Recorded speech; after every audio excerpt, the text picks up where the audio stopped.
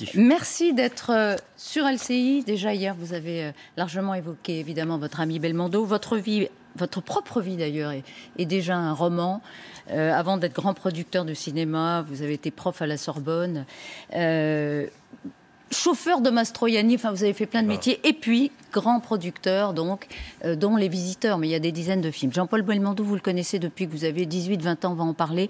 On a appris tout à l'heure que l'Élysée était d'accord, enfin organisait un hommage national aux Invalides. C'est la famille qui était d'accord, parce que l'Élysée a proposé, c'est la famille qui décide après. C'est une bonne idée.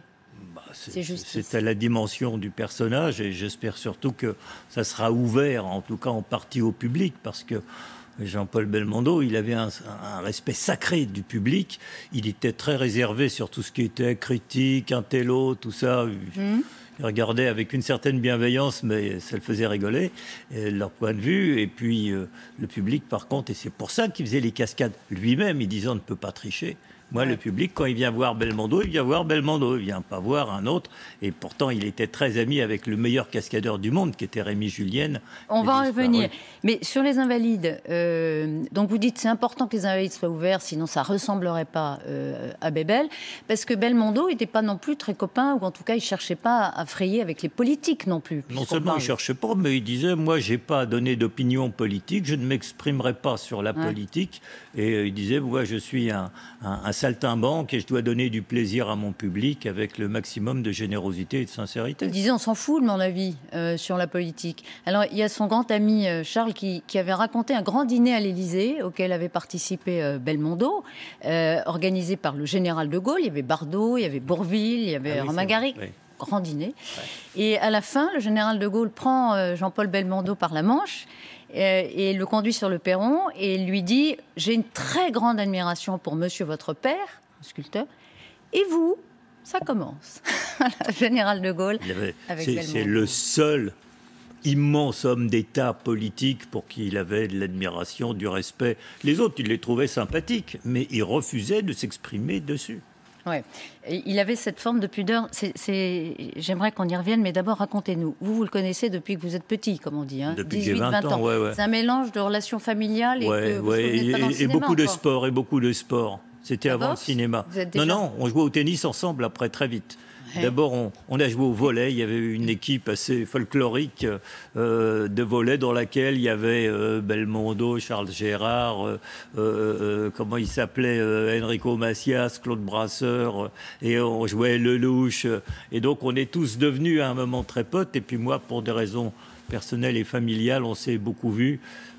Il débarquait chez moi avec Ursula Andress. Vous imaginez dans quel état j'étais. Chez moi, chez ma mère. Chez votre mère, qui connaissait bien aussi Jean-Paul Belmondo et ses enfants.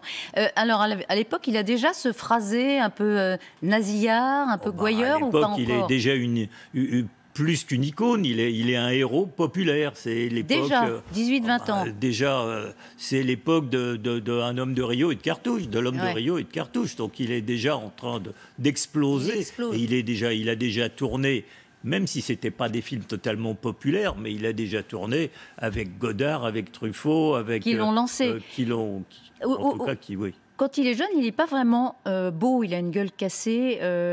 C'est Adrien Gombaud dans Les Échos ce matin qui cite l'écrivain André Makin qui dit de lui il avait une beauté barbare. C'est vrai qu'il n'est pas...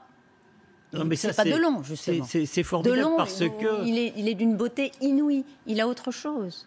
Non, mais c'est formidable parce que les critiques, les intellectuels, il avait beaucoup de respect, mais beaucoup de distance. Il disait finalement, ils peuvent dire ce qu'ils veulent, je m'en fous. Oui. Parce que lui, c'était le public. Et ce que vous dites là, ça rejoint, en fait, il a plagié Pierre Dux, le professeur au conservatoire, qui lui avait dit, avec votre physique, vous ne prendrez jamais une femme dans vos bras. Résultat, il a vécu 10 ans avec Ursula Andress. Et puis après, il y a eu Jacqueline Bisset, Raquel Welch, Laurent Antonelli, enfin les plus belles femmes du monde. D'homme à femme, on le sait. En tout cas, les plus belles femmes du monde. Godard, donc vous le disiez, c'est ce qui le lance quand même à bout de souffle. Ils ont le même âge, à peu près. C'est vrai que dans ce film, je ne sais pas si on peut mettre des mots, mais quand on le voit, il a un charisme fou. On a l'impression que non seulement il ne joue pas, mais que c'est presque un film sur lui, que c'est un documentaire sur lui, tellement il est l'illustration de la nouvelle vague, c'est-à-dire qu'il a une présence inouïe et il n'y a aucun problème de technique qui bloque. Si vous alliez voir tourner Verneuil ou quelques autres qui sont l'époque d'avant, j'ai envie de dire, et puis qui font beaucoup de films après, c'est toujours des travelling, des grosses caméras, des décors. Et puis là, d'un seul coup, Godard, il casse tout ça, on va en décor. Voilà. Ouais. Et c'est la nature de l'homme, de l'acteur qui prend le dessus. Et à bout de souffle, et pour ça, quelque chose d'impressionnant, parce qu'on voit une icône en totale liberté. On a l'impression qu'il improvise les dialogues, mais non. Mais c'est la vie qui prend le dessus. Mais il a une présence à l'écran qui est incroyable. Il était solaire. Je suis frappée parce que les Français qui en parlent depuis hier nous disent tous bon, il avait une bonne humeur affichée, etc. Est-ce que c'était une forme d'élégance morale, c'est-à-dire on n'affiche pas ses problèmes et donc on donne à mon public, puisque je donne à mon public mon sourire, ou est-ce qu'il avait une aptitude au bonheur exceptionnelle? On peut dire les deux, mon capitaine. On peut dire les deux. D'abord, il considérait qu'il se devait à son public et donc il se devait d'avoir le sourire, d'être de bonne humeur, d'avoir une pêche d'enfer, d'avoir un moral d'acier et de jamais faire partager ses misères et autres. Il ne considérait pas que c'était... Il est comme vous et moi, il en avait des épreuves dans la vie. Bien évidemment, mais bien évidemment. Il a même eu un drame avec sa première fille, Patricia, oui, bien évidemment. Qui est décédée bien avant lui. À 40 ans. Ça a été dur. Maintenant, je ne sais pas, 35 ans. Ça a été pour lui une épreuve douloureuse, terrible? Vous imaginez? Terrible, oui. Terrible. Et puis après, il a même eu un accident quand il faisait une cascade. On dit toujours, ah ouais, il fait des cascades, c'est rigolo. Enfin, quand il faisait une cascade pour la promotion de Hold Up, et il devait s'accrocher à un hélicoptère, il est sur un plateau de camion qui roule à 140 à l'heure, et puis l'hélico décolle pas, et puis il se retrouve en roulé-boulé, éjecté du camion, et il est fracassé. Moi, j'étais allé le voir, il était allongé par terre sur le ventre, fallait vous mettre à plat ventre pour lui parler, mais il rigolait quand même. Mais il rigolait quand même. Oui, il avait toujours le sourire. Je ne l'ai jamais vu ne pas avoir le sourire, ne pas avoir une bonne parole, ne pas être bienveillant. Il se plaint jamais. Jamais. C'est un homme qui ne se plaint jamais. Voilà, c'est un modèle quand même. Mais il était léger, il a une forme de légèreté ou encore une fois... Bon... Oh, vous savez, Belmondo, pendant 30 ans, ça a été le patron du cinéma français. Donc, il était léger. Son père était membre de l'Institut. C'était une famille d'artistes. Il était léger. Il avait en lui la gravité qu'il gardait pour lui. Mais il avait un regard, une responsabilité, un sentiment. Il ne déviait pas de sa ligne, par contre. Il ne changeait pas d'avis comme de chemise. Il avait un point de vue. Pourquoi vous dites ça? Parce qu'il y a plein de gens et vous disent un truc... politique, artistes, intellectuels, tous ceux que vous recevez, ils peuvent dire un truc et quelques semaines après venir vous dire dans la même phrase un petit peu le contraire. Mais vous me dites, justement, vous dites ça, il avait une forme de gravité, mais il ne la montrait pas. J'ai lu une anecdote, je ne sais pas si elle est vraie. Il était très responsable. Par exemple, sur un tournage, il lisait Céline, c'était un grand célinien, et il lisait Dostoïevski. Et les livres étaient très abîmés. Et l'équipe. Mais il montrait bien qu'il lisait l'équipe. Il se cachait peut-être pour montrer qu'il était un amoureux de la grande littérature. C'est ça aussi, Belmondo, un peu comme un Chirac qui est amoureux des arts premiers, mais qui n'en fait jamais étalage. Ah bah tout à fait. Il ne faisait pas étalage ni de sa vie, ni de ses sentiments, ni son public allait le voir au cinéma. Il jouait un film par an, en gros. Et donc, il cultivait l'idée à la fois de la rareté et de la pudeur. Et les gens l'aimaient pour ça. Et il avait une humanité et une générosité profonde. Et donc, il ne voulait pas casser son image aussi, d'une certaine façon. Il ne voulait pas emmerder les gens avec le fait qu'il était plus compliqué que son image. C'était quelqu'un de très profond, d'une famille. Il a grandi à d'Enfer Rochereau avec un père membre de l'Institut et énormément d'artistes autour de lui. Et alors, il était solaire. Je crois que c'est un mot vraiment cublé. Vous le décrivez comme ça. Et bienveillant. La bienveillance en permanence. Par Amnard, c'est-à-dire il ne fait pas étalage de sa profondeur, dites-vous, de sa culture, etc. L'autre pièce d'une même phase du cinéma français, c'est Delon. Il est solaire, Delon, il est sombre. On peut dire ça comme ça? Ils sont très complémentaires dans le cinéma français des années 60. Ils sont très complémentaires. Dans l'histoire du cinéma, retiendra un parcours pendant 40 ans de Belmondo et de Delon qui commence quasiment dans le même film. C'est À double tour de Claude Chabrol et c'est un film Avant, de Marc-Alain Audrey. ouais. C'est avant À bout de souffle. Ouais. Et les deux deviennent pratiquement en même temps deux grandes icônes du cinéma français en ayant tourné avec tout ce que le cinéma connaît de metteurs en scène de la nouvelle vague, c'est-à-dire... Mais ça s'appelle Chabrol, ça s'appelle Melville, ça s'appelle Louis Malle, ça s'appelle Verneuil. Godard, ça s'appelle... Non, mais après, la première phase, il tourne quand même avec tous ceux à qui, les intellectuels, comme il les appelait, lui diraient il faut tourner avec, mais il dit j'en ai déjà fait deux. Qu'on appelle des films d'auteur. À propos de Melville, alors on est après. Juste un mot, parce que Melville a été le grand cinéaste de Delon, le samouraï, Bien etc. sûr. Mais il a tourné aussi des films avec Belmondo. Est-ce que c'est vrai que Belmondo a donné une gifle légendaire à Melville, parce que Melville avait été discourtois avec Charles Vanel et que autant il inspirait une terreur avec les acteurs. Je n'ai pas cette information et honnêtement, je n'y crois pas beaucoup.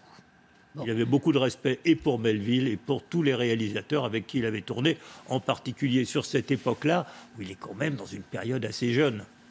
Delon, Belmondo, ils ont été réunis pour le 60e anniversaire de Paris Match, devant l'objectif de Marc Brincourt. Et nous sommes en ligne avec Marc Brincourt.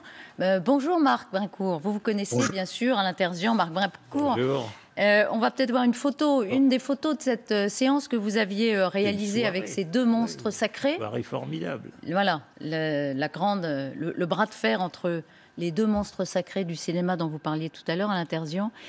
Donc c'était une période particulière, Marc Brincourt, parce que Belmondo était déjà malade, il avait eu son AVC.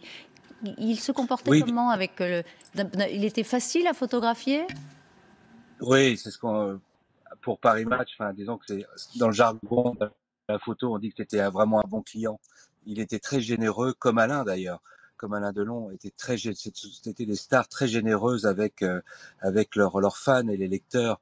Un jour, je me souviens, lors d'un déjeuner, je lui avais dit, enfin, je le remerciais en disant, c'est incroyable tout ce que tu as pu donner à nos lecteurs, et tu les as emmenés en vacances avec toi, tu l'as dans les week-ends, chez toi, enfin, et il m'a dit, mais Marc, c'est normal, je veux dire, c'est tous ces gens-là qui ont mis une pièce de 5 francs un jour pour aller voir mes films dans les années 60, c'est grâce à eux que je suis devenu ce que je suis devenu.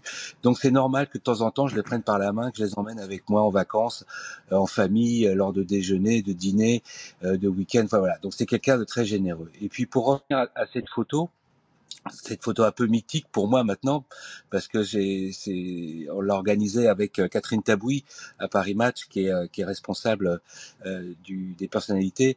Un jour, lors d'un déjeuner, la même chose, j'ai dit voilà, Paris Match va fêter ses 70 ans, il nous faut la photo. Et pour moi, Alain Delon et Belmondo, c'est les tauliers du cinéma.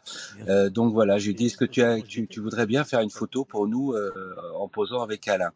Et tout de suite, mais sans réfléchir, il m'a dit oui, avec grand plaisir. En plus, ça fait longtemps que j'ai pas vu Alain, tout ça. J'ai dit d'accord, je vais prévenir Alain, avec qui aussi je le connais bien professionnellement, disons. Et je lui raconte la photo, ce que je voulais faire, ce bras de fer entre les deux tauliers du cinéma. Tout de suite, il a dit oui. Banco. Alors après, il y a eu un petit flottement parce que en même temps, il recevait sa palme à Cannes pour toute sa carrière. Donc, il était un peu pris par ça. Donc, le temps passait. Jean-Paul me demandait alors, et là, il a répondu, il en est où? On l'a fait cette photo? Oui, t'inquiète pas, elle va se faire. Et puis finalement, elle s'est faite en studio. Alors ça aussi, ça a été un grand moment. D'ailleurs, vous pourrez voir toute cette série de photos. On passe toute la séquence dans le grand numéro qu'on va consacrer à Jean-Paul cette semaine. Et donc, Alain Delon est arrivé bien à l'heure, le pro, quoi. Maquillage, pour humer un peu l'atmosphère du studio. Mais Jean-Paul, lui, était pris dans les embouteillages. Il était en retard. Et puis Delon a fait du Delon, quoi. Alain était un peu faut que ça aille vite, faut que ça soit carré, faut que ça. Il dit, il est où? Qu'est-ce qu'il fait? C'est incroyable. J'ai dit, mais t'inquiète pas, il arrive, il est là dans 5 minutes. Et effectivement, il est arrivé. Et là, il y a eu un grand moment. Il y a eu un grand moment parce que la voiture est rentrée dans la cour du studio photo, et Alain tout de suite est sorti du studio, a été vers lui. Il a ouvert la porte. Et là, il y a eu un regard entre les deux. Donc on peut parler de tout, d'adversité, de concurrence et tout. Enfin, peut-être professionnellement, mais en tout cas, il y a eu un regard entre les deux qui a été absolument mais magique. Et, et d'ailleurs, quand on était dans le studio, on dit alors, Alain dit que fait-on? Alors, c'est toujours ton idée de bras de fer? Je dis oui, bien sûr. Mais ce que je veux avant tout, c'est le bras de fer, mais surtout, je veux que vous me refassiez ce regard que vous avez eu de tous les deux, qui était finalement plein d'amitié, plein de tendresse, et surtout un immense respect entre les deux. Car je crois, ils n'étaient pas amis dans la vie. Je crois qu'un jour, d'ailleurs, j'ai demandé un jour à Alain à Douchy, je lui ai dit, mais vous avez déjà dîné ou déjeuné l'un chez l'autre et tout. Il m'a dit non. Mais par contre, voilà, il parlait de Jean-Paul Chouac, d'un immense respect. Un immense respect entre les deux. Voilà. Et on voit le respect, on voit évidemment l'affection profonde. Plus que du respect, merci, il y a beaucoup d'affection, beaucoup d'estime. Merci pour cette évocation, hein, Marc Brincourt. C'était formidable de nous avoir fait revivre ce moment avec la particularité des deux hommes. Ils ont été concurrents, c'est forcément, quand ils sont tous les deux au sommet, ils sont concurrents. Mais comme le disait Marc Brincourt, bon, ils savaient ce qu'ils représentaient tous les deux pour le cinéma. Et donc un respect immense, inouï, j'imagine. Ils étaient les patrons du cinéma pendant 30 ans.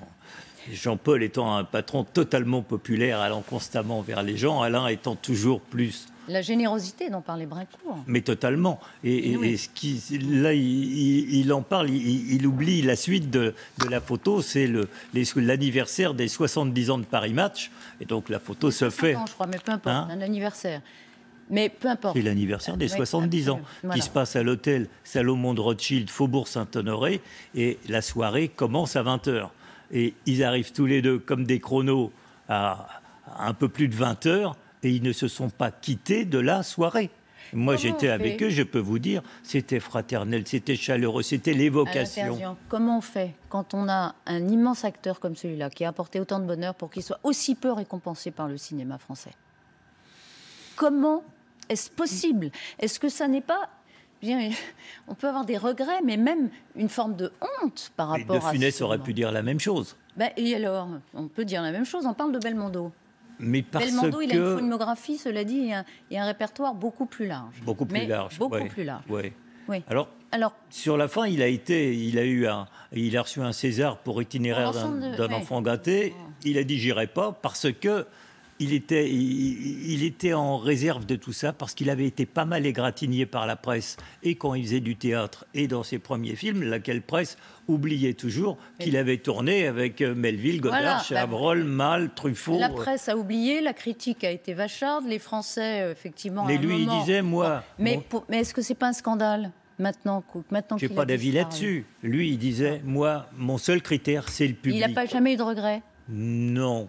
Jamais d'amertume. Il le lisait, il le voyait, il le savait. Mais lui, son seul critère, c'était le public. Il voulait être dans le cœur des gens, des Français, du public, bien au-delà même des frontières françaises, dans toute l'Europe. Et il l'a été au-delà de l'imaginable. Et c'était ça qu'il voulait. Et j'espère qu'aux Invalides, ils ouvriront un petit peu au public. Parce que Jean-Paul, je pense que profondément, son souhait, c'est le public. C'est un peu comme Johnny. Il y aura eu Johnny dans la chanson, il y aura Jean-Paul pour le cinéma. Et les deux sont les deux monuments qui, hélas, et ils étaient très amis aussi. Et hélas, à un moment, en quelques mois, en 2-3 ans, et quand on voit tous les amis de Jean-Paul qui sont partis avant, il a dû ressentir une immense solitude. Merci Alain Terzian.